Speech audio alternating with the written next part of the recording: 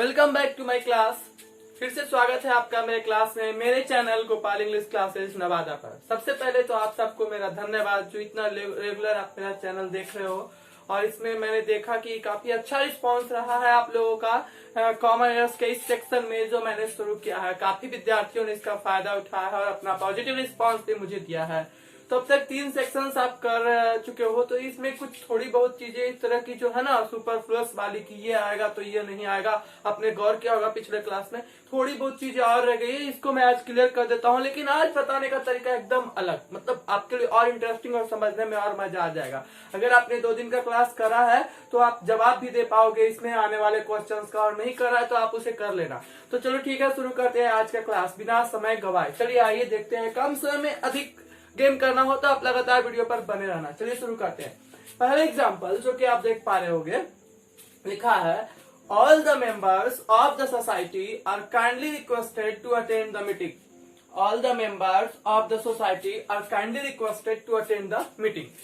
आपको मैंने जो बताया है ना पहले जो सेशन, उसके आधार पर जवाब देना। बताओ भाई इस पे क्या एरर है। जो लोग देख रहे होंगे जब भी इसको बताएंगे इसमें क्या गलती है। All the members are kindly All the members of the society are kindly requested to attend the meeting। गलती यह है कि जब काइंडली आता है तो रिक्वेस्टेड नहीं आता है। आपको बताया गया पिछले क्लास में, काइंडली आएगा तो रिक्वेस्टेड नहीं। हिंदी हुई सोसाइटी के सभी मेंबर से रिक्वेस्ट किया जाता है कि वो मीटिंग को अटेंड करे। तो मीटिंग को रिक्वेस्ट जो होता है वो काइंडली ही होता है, रिक्वेस्ट में काइंडली का प्रयोग नहीं होता है। दूसरा एग्जाम्पल आइए देखते हैं। Pakistan support to the terrorist of India must be universally condemned. इस पर ध्यान देना। पाकिस्तान जो सपोर्ट करता है इंडिया के टेररिस्ट को, उसे वैश्विक स्तर पर उसकी निंदा की जानी चाहिए। यहाँ पर ध्यान देना, वर्ड एग्जाम में पूछा है, कंडेम का मतलब होता है निंदा करना। तो पाकिस्तान जो भारत के आतंकवादियों का समर्थन करता है उसका वैश्विक स्तर पर निंदा किया जाना चाहिए। तो सभी के द्वारा वैश्विक स्तर पर, तो यूनिवर्सली में तो सभी आ ही गए या बाइऑल में तो सभी आ ही गए, तो आपको दोनों में से कोई एक लगाना है। इसको आप नोट करो, कहीं लिखो कि जब यूनिवर्सली आएगा तो बाइऑल नहीं, और जब बाइऑल आएगा तो यूनिवर्सली नहीं। तो आप चूंकि यूनिवर्सली पहले ही लगा चुके हैं तो इधर डी में होगा। डी में हम लोग बाइऑल को नहीं यूज करेंगे क्योंकि पहले ही यूनिवर्सली का प्रयोग किया जा चुका है। समझ रहे हो आप कि यूनिवर्सली आएगा तो बाइऑल नहीं आएगा। अगला क्वेश्चन में एरर करना है, देखेंगे आप। क्वेश्चन नंबर 3 में विद इन 2 आवर्स, 2 घंटे के अंदर, 2 आवर्स जर्नी, 2 घंटे की यात्रा में we will approach near our native place. हम लोग अपने गृह स्थल पर, पुराने गृह स्थल पर, जन्म स्थान जो है उसको नेटिव प्लेस बोलते हैं, तो हम अपने जन्म स्थान पर पहुंच जाएंगे। तो यहाँ पर आप देख लो कि हम नेटल मतलब होता है जन्म संबंधी, उसी से बना है नेटिव। तो हम अपने जन्म स्थान पर, जन्म से संबंधित स्थान पर 2 घंटे की यात्रा में उसके नजदीक पहुंच जाएंगे। अप्रोच का मतलब ही होता है, ध्यान रखना, आज से ये एग्जाम में सारे सवाल आ चुके हैं, वहीं से मैं लाया हूं।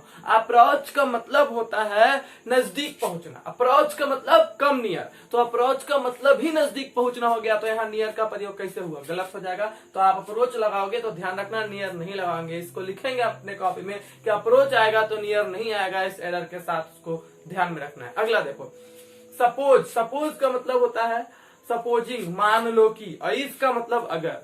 मान लो की भी शर्त रखेगा और इफ भी शर्त रखेगा। बहुत बार ये एग्जाम में आ चुका है, सबसे ज्यादा बार आप इसको रख सकते हो कि सपोज आएगा तो इफ नहीं आएगा, या सपोजिंग आएगा तो इफ नहीं आएगा, और इफ आएगा तो सपोजिंग नहीं आएगा। दोनों में से कोई एक ही आएगा, दोनों शर्त का ही बोध कराएंगे। तो सपोज आएगा तो इफ नहीं, इफ आएगा तो सपोज नहीं। आपके पास 2 ऑप्शन है, या तो आप सपोजिंग को हटा लो या तो आप इफ को हटा लो, सेंटेंस सही हो जाएगा। हिंदी इस तरह से निकलेगी, मान लो कि all your problems are solved, आपकी सारी समस्याएं सॉल्व हो जाती है। व्हाट वुड यू डू, तो आप क्या करोगे। या फिर अगर आपकी सारी समस्याएं, if all your problems are solved what would you do, अगर आपकी सारी समस्याएं हल हो जाती है तो आप क्या करोगे, है ना। यानी ध्यान समझना कि यानी अगर सपोज या सपोजिंग आएगा, रूल ये है, सुनो, अगर सपोज या सपोजिंग आए तो उसके साथ इफ नहीं आएगा, और अगर इफ आएगा तो सपोज या सपोजिंग नहीं आएगा, एक ही बात हुई। अगला रूल को आप, अगला क्वेश्चन को पढ़ो तो अगला रूल भी आपको समझ में आएगा। When he lent me some books, जब उसने मुझे कुछ किताबें उधार दी, he asked me to return them back, उसने मुझसे कहा कि इन किताबों को तुम वापस लौटा देना by the end of the month, इस महीने के अंत तक। जब उसने मुझे कुछ किताबें उधार दी तो उसने मुझसे कहा कि इस महीने के अंत तक तुम मुझे ये किताबें लौटा देना, वापस लौटा देना। भाई मैंने पहले क्लास में आपको बताया ना, री जहां लग गया, क्या लग गया, री, तो क्या चीज का मीनिंग देता है, बैक या अगेन का, रिटर्न मतलब वापस लौटा देना हो ही गया। तो यहाँ पर जब रिटर्न, री शब्द जब आता है ना, री उपसर्ग जब आता है, री प्रीफिक्स जब आता है, तो बैक या अगेन का प्रयोग नहीं किया जाता है। तो क्या गलती हुई इस सेंटेंस में, आप लोग पहले भी बता रहे थे, हाँ इसमें गलती यह है कि रिटर्न आएगा तो बैक का प्रयोग नहीं होगा। अच्छा ठीक है, आगे पहले मैं आपको मौका देता हूँ, पहले आप ही बताओ कि क्या गलती है। My father asked me if I had sufficient enough money to pay the fees. मेरे पिताजी ने मुझसे पूछा क्या मेरे पास फी देने के लिए काफी या पर्याप्त पैसा था। क्या गलती है इसमें, इसमें गलती सही है। यहाँ पर सफिशिएंट आया है, सफिशिएंट का मतलब पर्याप्त होता है और एनफ का मतलब भी पर्याप्त होता है। मैंने पिछले क्लास में आपको बताया है, सफिशिएंट आएगा तो एनफ नहीं, एनफ आएगा तो सफिशिएंट नहीं। बस आज का क्लास कर लो ये एरर का, फिर मैं आपको आगे नए सेक्शन में ले चलूंगा, वर्ड पावर और ग्रामर का सेक्शन में एरर स्टॉप होगा। आइए अब देखते हैं आगे। वेन अगला एग्जांपल है, द कैंडिडेट, अगला क्वेश्चन है, the candidate requested the chairman to repeat the question again. फिर से आसान है, बताओ भाई।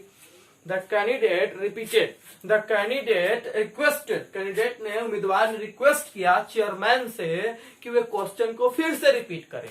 अब भाई रिपीट का मतलब क्या है, दोहराना, री लग गया, फिर से कहना, तो रिपीट का मतलब जब दोहराना हो गया, रीइंबर्स का मतलब जब दोहराना हो गया, तो यहाँ पर फिर आपने अगेन क्या लगाया, ही तो गलती है। सही बता रहे हो आप, रिपीट आएगा तो अगेन का प्रयोग नहीं आएगा। री जब आ गया ना उपसर्ग में तो बैक या अगेन नहीं लगेगा। अगला क्वेश्चन देखते हैं। माई फादर, योग्य, एक cousin sister of the chairman said that she would like to succeed him when his term expired। भाई इतना सारा लिखा है, लेकिन मुझे लगता है ये काफी कॉमन है, इसको बहुत लोग जानते हैं। मैंने कहा था कि कजिन वाला तो बहुत पॉपुलर है। कजिन आता है ना, तो कजिन का मतलब ही चचेरा, मेरा, फुफेरा, भाई या बहन हो जाता है। इसके साथ ब्रदर या सिस्टर लगाया नहीं जाता है, बस ये छोटी सी गलती है। तो यहाँ जो लिखा ना, एक cousin sister of chairman, of the chairman, तो यहाँ पर कजिन सिस्टर नहीं होना चाहिए था, सिर्फ कजिन का प्रयोग किया जाना चाहिए था, बस। अगला क्वेश्चन देखो आप।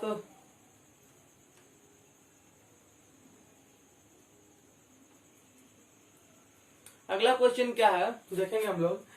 अगला क्वेश्चन देखेंगे हम लोग। इन दिल्ली, यहां से आप देख रहे हैं, आज दिखने में आपको कोई प्रॉब्लम नहीं होगा। काफी लोग शिकायत कर रहे थे सर दिखने में प्रॉब्लम हो रहा है, तो मैं उनका प्रॉब्लम्स, आपकी सारी बातें मैं सुनता हूँ और उसमें सुधार करने की कोशिश करता हूँ। और भी कोई दिक्कत, या आप क्या पढ़ना चाहते हो एरर के बाद, आपकी क्या इच्छा है, क्या होना चाहिए, क्या चीजें यहाँ पर आपको अच्छी लग रही है, क्या, वो सब भी आप अपना सजेस्ट कर सकते हो, है ना।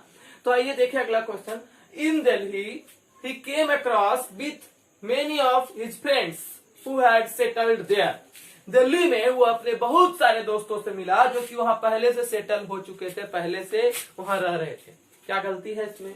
मेरे क्लास को, अगर पिछले क्लास को आपने किया है तो बहुत सारे क्वेश्चंस तो मैंने उसी से, उन्हीं क्लासेस पर आधारित ला रखे हैं जो एग्जाम में पूछे गए हैं, और दो चार चीजें बच गई है वो आज क्लियर हो जाएंगी। तो आप ये जो है ना प्रैक्टिस ही कर रहे हो, प्रैक्टिस के बिना पढ़ा हुआ जो है एग्जाम में कैसे आएगा नहीं आएगा उसका सवाल क्लियर नहीं हो पाता। तो ये जो कर रहे हो आप, इस सेशन का आखिरी ये मतलब आज क्लास ले रहे हैं हम, जिसमें एरर आपको करवा रहे हैं। तो आप जो मैंने कल पढ़ाया था उससे बहुत चीजें मैच करेंगे, और दो चार चीजें नहीं भी आएगी तो बने रहिए और जवाब देते रहिए। सही जवाब जो देंगे है ना, समझेंगे कि वो क्लास कर रहे रेगुलरली ध्यान से। आप आज का क्लास में जवाब तभी दे पाओगे जब आपने कल का क्लास किया होगा। ओके, तो कल हमने बहुत अच्छे से आपको बताया था समझाकर कि कम अक्रॉस का मतलब होता है मीट सडनली विथ। तो जब कम अक्रॉस आएगा तो ना तो सडनली आएगा और ना ही विथ आएगा। तो यहाँ गौर से देखो, कम अक्रॉस के साथ क्या आ गया, विथ। इस विथ को काट दो, सही हो जाएगा, यानी कम अक्रॉस के साथ विथ का प्रयोग नहीं होगा।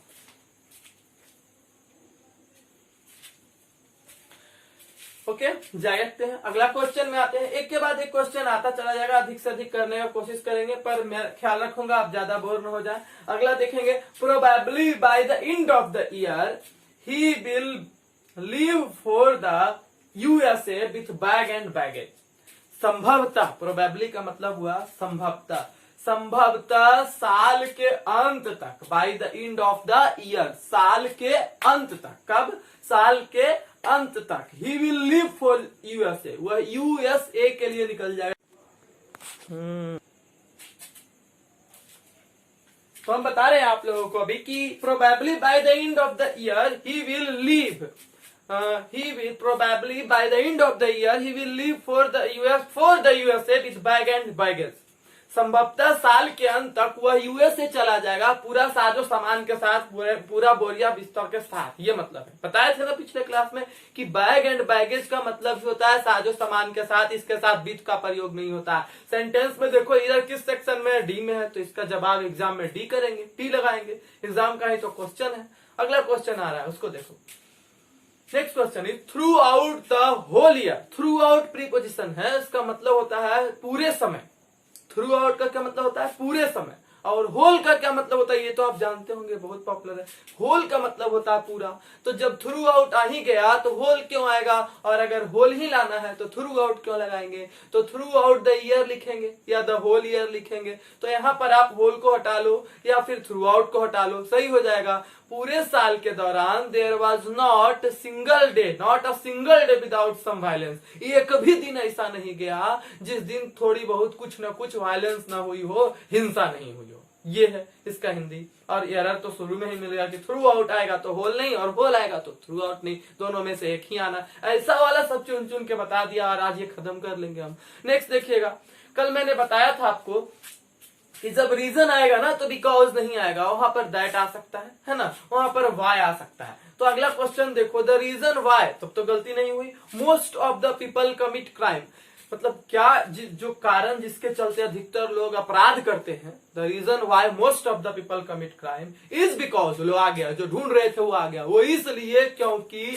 दे have not been properly educated, क्योंकि उनको ठीक से शिक्षित नहीं किया गया। बहुत सारे लोग तो क्राइम इसीलिए करते हैं क्योंकि उनके पास शिक्षा का अभाव है, उनको शिक्षित ही नहीं किया गया, वो सामाजिक बने ही नहीं है। तो यहाँ पर आप समझ सकते हो कि बहुत सारे लोग जो है वो क्राइम क्यों करते हैं, लेकिन उस पर से ज्यादा ध्यान ये देना है कि रीजन आया ना भाई, तो रीजन क्लैरिटी, रीजन की क्लैरिटी वाई से हो गई थी, अब बिकॉज की कोई आवश्यकता नहीं थी। बिकॉज सुपरफ्लुअस है, अनावश्यक है, उसे हटाना होगा तब सही होगा। अगला एग्जांपल है, और भी आसान है अगला एग्जांपल, आप देखोगे और बन जाएगा। पिछला क्लास लेकिन कर लेना जरूर। तब they were quite all right when they started arguing with the so called officer, है ना। कह रहा है कि they were quite all right when they started arguing with the so called officer. वे लोग बिल्कुल सही थे जो ऑफिसर कहे जाने वाले उस व्यक्ति से जब उन्होंने तर्क करना शुरू किया, मतलब उनका तर्क गलत नहीं था। ऑफिसर, वो व्यक्ति भले ही ऑफिसर था, पर वे लोग जो तर्क कर रहे थे वो तर्क उनका गलत नहीं था, बिल्कुल सही था। तो बिल्कुल का मीनिंग तो क्वाइट हो ही गया। तो बिल्कुल सही मतलब क्वाइट राइट, ऑल सही, ऑल राइट मतलब भी बिल्कुल सही। तो मैंने बताया था ना पिछले क्लास में कि क्वाइट आएगा तो ऑल नहीं, और ऑल आएगा तो क्वाइट नहीं। यहाँ पर यही तो करना है, या तो क्वाइट को हटा दो या तो ऑल को हटा दो, बस हो गया सही। अगला सेंटेंस करते हैं। सी रीइंबर्स्ड बैक, उसने लौटा दिए पैसे, वापस लौटा दिए, the money which I had spent during our journey to Kathmandu, उस पैसा को उसने मुझे वापस लौटा दिया जो मैंने काठमांडू गए थे जब हम दोनों साथ में, तो रास्ते में जो पैसा, जर्नी में जो पैसा खर्च किए थे उसे उसने वापस लौटा दिया।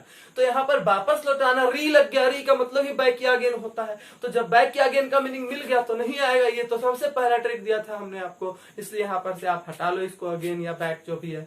आगे देखते हैं नेक्स्ट क्वेश्चन में। आई टूक ए डेज लीव, मैंने एक दिन की छुट्टी ली, to attend a dear departed friend's funeral service, एक प्रिय हमसे जुदा हो गए, चले गए मित्र के अंतिम क्रिया में शामिल होने के लिए मैंने एक दिन की छुट्टी ली, which was to be conducted by his family priest, जो कि उनके जिस मतलब ये फ्यूनरल सर्विस जो थी उनके फैमिली प्रिस्ट के द्वारा इसको संचालित किया जाना था, और उसमें शामिल होने के लिए मैंने एक दिन की छुट्टी ली। तो यहाँ गलती क्या है? गलती तो आप पिछले सेशन में सुने थे ना, फ्यूनरल का मतलब ही हो जाता है मतलब अंतिम क्रिया, और इसमें सर्विस लगाने की कोई जरूरत नहीं है। एक छोटी सी गलती है कि फ्यूनरल के साथ सर्विस का प्रयोग नहीं किया जाता है। अगला question, He wanted to know whether it was the right and proper thing to do। अब ये मैंने बताया नहीं, आप यहाँ से लिख लो या कर लो, सुन लो ध्यान से। फिर से देखो, बोल रहा हूं मैं, I wanted to know, मैं जानना चाहता था, whether it was, कि क्या, क्या it was the right and proper thing to do, क्या ये एकदम सही और उचित चीज था करने के लिए। अरे भाई सही और उचित अलग अलग थोड़े ना है, राइट मने भी सही, प्रॉपर मने भी सही, तो राइट आएगा तो प्रॉपर नहीं, प्रॉपर आएगा तो राइट नहीं, एकदम क्लियर। एक ही चीज लगाओ, राइट थिंग टू डू बोलो चाहे प्रॉपर थिंग टू डू बोलो, एंड हटा लो और या तो राइट लगाओ सिर्फ या तो प्रॉपर लगाओ, यही गलती है। इसी पार्ट में एरर लगाएंगे सी में। The English teacher said, next question. The English teacher said that we should work regularly if we wanted to improve our English. English के टीचर ने कहा कि हम लोगों को लगातार काम करना होगा, कंटिन्यू रहना होगा अगर हम लोग अपनी अंग्रेजी में सुधार करना चाहते हैं।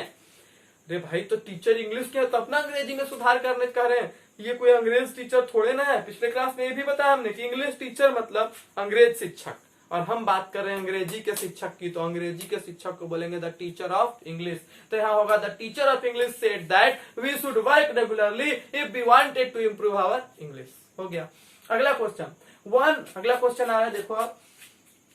One of my best friends is in the teaching line. मेरा कई दोस्तों में से मेरा जो एक सबसे अच्छा दोस्त है, मेरे सबसे अच्छे दोस्तों में से एक टीचिंग लाइन में है, बट ही लिव्स अब्रॉड, लेकिन वह विदेश में रहता है। अब्रॉड के पहले प्रीपोजिशन नहीं लगाना है, ऐसा नहीं कि इन लगा देंगे ही लिव्स इन अब्रॉड, गलत हो जाएगा, एक गलती ऐसा भी आ गया इसमें, तो गलत नहीं, वो तो सही लिखा हुआ है। गलती क्या है तो आपको पता ही है, आप देखकर बता दोगे कि कल मैंने बताया ना टीचिंग लाइन नहीं होता है, मेडिकल लाइन नहीं होता है, पेशा बताने के लिए प्रोफेशन आता है, तो लाइन को काट कर प्रोफेशन करना होगा, बी पार्ट में एरर हो गया। अगर कल का क्लास नहीं करोगे ना तो आज के क्लास में आप सिर्फ सुनोगे, और अगर कल वाला वीडियो आपने देख लिया और आज क्लास करने लगे फिर तो कहना ही नहीं है। एक एक सवाल का जवाब आपके पास है, 5 बनाओगे तो उसमें एक ही नया लगेगा, बाकी सब पुराना। चलिए देखते हैं आगे। ये भी पढ़ा हुआ है आपका एकदम से। All his family members are working on some of the prestigious post. उसके सभी परिवार के सदस्य किसी न किसी प्रतिष्ठित पद पर काम कर रहे हैं। प्रेस्टिजियस का मतलब प्रतिष्ठित, पोस्ट का मतलब पद। उसके सभी परिवार के सदस्य किसी न किसी प्रतिष्ठित पद पर काम कर रहे हैं।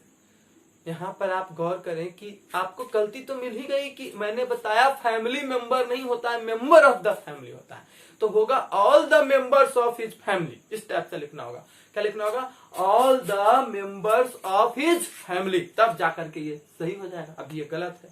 Next question, in spite of, ये तो सही है क्योंकि डिस्पाइट के साथ ऑफ लगता था तब गलत होता था, और इन स्पाइट के साथ तो ऑफ लगना ही लगना है। इन स्पाइट ऑफ मतलब होता है के बावजूद, अपने इनसिंसियरिटी के बावजूद, मतलब ध्यान नहीं रखने के बावजूद, ही वॉज अवार्डेड, उसे दिया गया 100% मार्क्स, मतलब पूरा मार्क्स दिया गया इन मैथमेटिक्स में। तो यहां पर आप जान रहे हैं 100% नहीं होता है, 100% का प्रयोग होता है। कल के क्लास में पहला क्वेश्चन हमने कराया था, आपको पहला बताया था कि 100% गलत है, यहाँ 100% होगा। बस वही चीज यहाँ अप्लाई हो गई। वहां आपने जो पढ़ा रट्टा नहीं मारना है, कोई भी चीज को पढ़ना है उसको अप्लाई करना है क्वेश्चन में, आए हुए सवाल में, और वो याद हो जाएगा। बस तो उस रूल को एक बार रीडिंग देंगे, फिर इस सवाल को रीडिंग देंगे, बस हो गया। फिर आगे सीखेंगे। हर बार यही करना है, रिवीजन कर लेना है इसी चीज को। अगला देखेंगे। अब तो ये भी नहीं है कि आपकी कॉपी मिसप्लेस हो गई, क्लास छूट गया, आप यहाँ से इसको जब चाहे चूज करके अपना मन पसंदीदा वीडियो को रिवाइज कर सकते हैं। ओके, आगे देखते हैं। The passing marks in this paper are 30। इस पेपर में यानी इस सब्जेक्ट में पास करने का मार्क्स है 30 नंबर लाएंगे, पास हो जाएंगे। The passing marks in this paper are 33 है, but you have got just 30, मतलब 33 नंबर है पासिंग मार्क्स, लेकिन तुमने कितना लाया है? बस 30 नंबर। पासिंग मार्क्स तो होता नहीं है, उत्तीर्ण होने वाला नंबर। मैंने बताया था लिंकिंग रोड नहीं होगा, लिंक रोड होगा। पासिंग मार्क्स नहीं होगा, पास मार्क्स होगा। राइट। जवाब तो आप मुझसे पहले भी दे सकते हो नीचे कमेंट बॉक्स में। और यहाँ पर पासिंग मार्क्स नहीं होगा, क्या होगा? पास मार्क्स होगा। ओके वेल, अगला क्वेश्चन। हर किसी के पास मौका है, अपने टैलेंट को यूज कीजिए। आप रेगुलर क्लास करेंगे तो जवाब देंगे ही। नॉलेज जो है वो कभी छिपता नहीं है, आपसे रहा ही नहीं जाएगा, आप जवाब दे ही दोगे, आएगा तो। अब यहाँ ही put his sign at the foot of the letter. Letter मतलब पत्र, फुट मतलब नीचे, फुट मतलब पैर में, और आप हेडर बोलते हैं, लेटर के ऊपर वाले हिस्से को हेडर और नीचे वाले हिस्से को फुटर। तो हेड हो गया और ये फुट हो गया। साइन कहाँ करेंगे, ऊपर में लेटर के, नहीं नीचे में, सबसे लास्ट में हम लोग जो करते हैं योर्स सिंसियरली या योर्स ऑबिडियंटली के बाद अपना साइन करते हैं सिग्नेचर वाले पार्ट में। तो वहां पर आप साइन करोगे, हस्ताक्षर करोगे, तो कह रहा ही पुट हिज साइन, उसने अपना हस्ताक्षर किया at the foot of the letter, letter के नीचे, एंड पोस्टेड इट, और इसे लगा दिया चिट्ठी के रूप में, डाक के रूप में लगा दिया, विदाउट डिले, बिना देर किए, बिना देर के चिट्ठी लगा दिया। तो यहाँ पर ये साइन नहीं किया बल्कि हस्ताक्षर किया। साइन का मतलब तो मैंने बताया है ना, साइन मतलब चिन्ह होता है। तो यहाँ साइन काट करके या साइन को हटा करके सिग्नेचर शब्द का प्रयोग करेंगे और आपका एरर पहले ही पार्ट में रहेगा।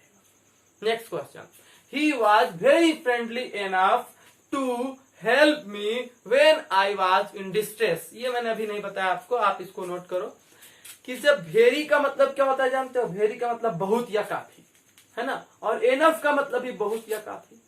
तो भाई जब वेरी आ गया था तो एनफ नहीं आएगा, और जब एनफ आ गया था तो टू नहीं आएगा। तो एडजेक्टिव प्लस पॉजिटिव डिग्री के एडजेक्टिव के बाद एनफ का प्रयोग करते हैं तो टू प्लस भी वन लगता है। इसलिए इस पैटर्न में आप वेरी को हटाओगे और लिखोगे he was friendly enough to help me when I was in distress. तो वेरी को हटाएंगे, एनफ को लगाएंगे, एक ही पार्ट में है दोनों, आपको तो ज्यादा प्रॉब्लम नहीं होगी। हाँ, तो वेरी को हटाएंगे, एनफ लगा लेंगे। Next question, John proceeded forward to hand over me the keys. John आगे बढ़ा मुझे चाबी देने के लिए। हैंड ओवर पूछ चुका है एग्जाम में, फ्रेजल वर्ब है, इसका मतलब होता है सौंपना, सुपुर्द करना, देना। जॉन आगे बढ़ा किस लिए, तो मुझे चाबियां देने के लिए। प्रोसीड का मतलब होता है आगे बढ़ना, सिर्फ प्रोसीड का मतलब गो फॉरवर्ड। प्रोसीड का मतलब गो फॉरवर्ड, प्रोसीड का मतलब होता है आगे बढ़ना। तो भाई यहाँ फिर से फॉरवर्ड क्यों आ गया, प्रोसीड के साथ फॉरवर्ड लगाना गलत है, क्योंकि प्रोसीड अकेले ही आगे बढ़ना का मीनिंग दे सकता था, तो फॉरवर्ड गलत हो गया। इस तरह से इसमें बी पार्ट में आप एरर करोगे, समझ रहे हो। आइए एक और क्वेश्चन मेरे तरफ से आप देख लीजिए, कई बार ये क्वेश्चन आ चुका है जिसे देखकर आप गेस नहीं कर पाओगे कहाँ गलती है। आई joined together the students in the class, में स्टूडेंट्स के साथ क्लास में सम्मिलित हुआ। ज्वाइन का मतलब ही होता है किसी के साथ सम्मिलित होना, इसलिए आज से जब भी आप ज्वाइन के साथ टुगेदर देखना या ज्वाइन के साथ कोई टुगेदर यूज करे तो समझ लेना वहां गलत है, ज्वाइन के साथ टुगेदर का प्रयोग नहीं होता। बहुत ही धैर्य से आप मेरा वीडियो देखो, हर मिनट में आज भी मैंने कुछ आपको सिखाने की कोशिश करी है। और अब मैं ये जो स्पेशल वाला सेशन था ना, किसी चैप्टर से इसका कोई लेना देना नहीं था, ये मैंने आपको अलग से करवा दिया कॉमन एरर का सेक्शन। इसी तरह का इंटरेस्टिंग सेक्शन बीच बीच में मैं लेकर आता रहूंगा। आप बस अपना सहयोग दीजिए शेयर के रूप में, लाइक के रूप में, और सबसे ज्यादा अभी मुझे जरूरत है सब्सक्राइब के रूप में। आप बस बने रहिए, ये सब करिए चाहे नहीं, आप रेगुलरली फायदा तो उठा ही लीजिए वीडियोज का अगर आपको इसकी आवश्यकता है। और बहुत बहुत धन्यवाद उन लोगों को जो काफी मतलब वीडियो में पिछला क्लास में बहुत ही ढंग से उन्होंने किया, बहुत देर तक और अच्छे से समझा, और उन्हीं लोगों को ये क्लास ज्यादा इंटरेस्टिंग लगेगा। अदरवाइज मैं आपको सजेस्ट करूंगा पहले आप मेरा इसके पहले वाला क्लास देखो और तब ये वीडियो, तब ये क्लास देखो, अच्छा समझ में आएगा। इसके बाद नेक्स्ट क्लास में ये सेशन में आज सच में कॉमन एरर का ड्रॉप कर रहा हूँ, खत्म कर रहा हूँ। ये चैप्टर इस टाइप का जो आता है सुपरफ्लुअस बोलते हैं, अनावश्यक रिडंडेंट जो शब्द आ जाते हैं जिनके वजह से वाक्य में गलतियां हो जाती है, उसके बारे में बता रहा था मैं, वो खत्म हो गया सेक्शन। अगले क्लास में मैं आपके बीच वर्ड पावर का सेक्शन लेकर के आ रहा हूँ, सो बी रेडी फॉर दैट। मिलते हैं फिर से एक नए सेशन में नई तैयारी के साथ आप लोगों के बीच इसी समय 11 बजे YouTube पर वर्ड पावर के सेक्शन के साथ। That's all, thank you, good bye.